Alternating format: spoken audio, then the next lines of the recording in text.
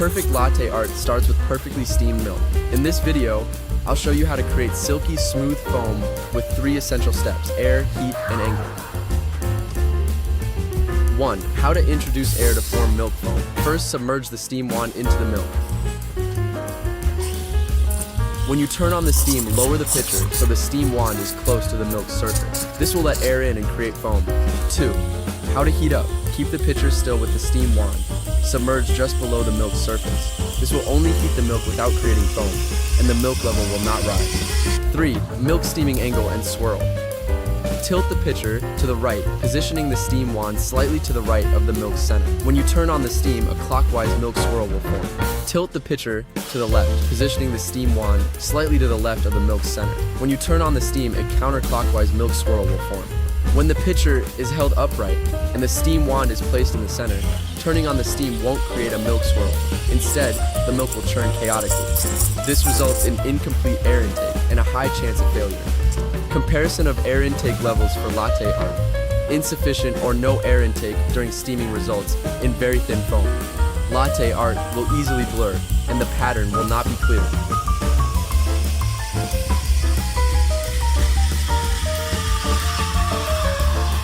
Excessive air intake during steaming results in very thick foam. The latte art will clump together and lack fluidity.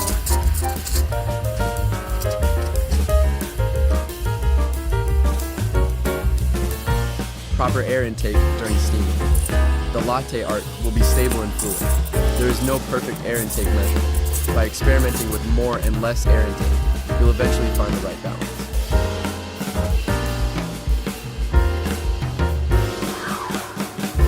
Is your milk steaming turning into foam? The 3 most common mistakes beginners make.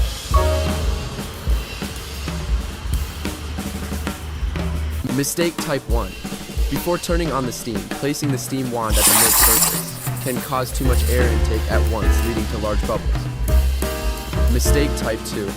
If the steam isn't turned up strong enough, it will create a lot of large bubbles, and the swirling force will be too weak to incorporate them into the foam, leading to a foamy texture.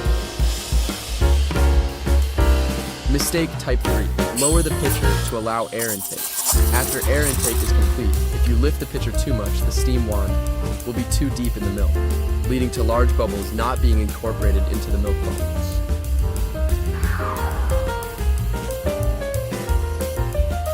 Summary. Step 1. Purge the steam wand by releasing steam once to remove any excess water. Step 2. Position the steam wand's tip just below the surface of the milk and tilt the pitcher so that the steam wand is angled toward one side. Step 3. After turning on the steam, lower the pitcher slightly to allow air intake. You'll hear a distinct hissing sound. Step 4. After air intake is complete, keep the pitcher still or lift it slightly to avoid more air intake. Feel the temperature with your hand and stop when it's warm enough. For latte art, avoid letting it get too hot.